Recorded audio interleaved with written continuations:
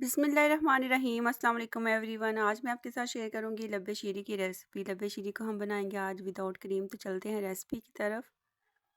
इस तरह से हम ले लेंगे कलरफुल सेवइयाँ। ये बाज़ार से आसानी से मिल जाती हैं। हाफ़ कप हम ले लेंगे सेवइयाँ।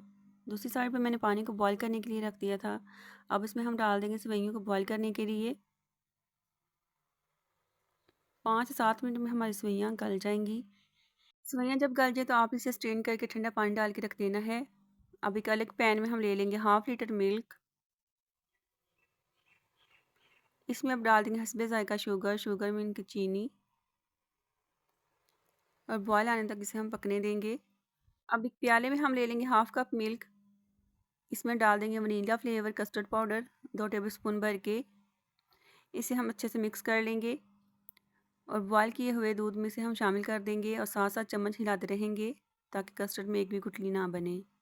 कस्टर्ड की कंसिस्टेंसी इतनी रनिंग होनी चाहिए। कस्टर्ड को हम ज़्यादा थिक नहीं रखेंगे।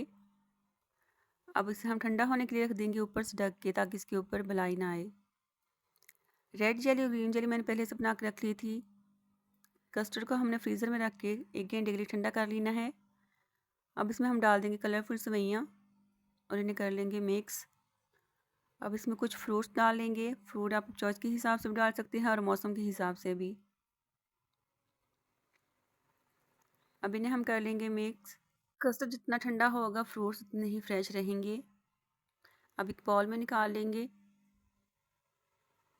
और इसमें कुछ ड्राई फ्रूट जिसमें किशमिश और आलमंड हैं बारीक कटे हुए। ऊपर वाली लेयर में हम बस इसे थोड़ा सा मिक्स कर देंगे। उसको ग्रीन जेली और रेड जेली से गार्निश कर लेंगे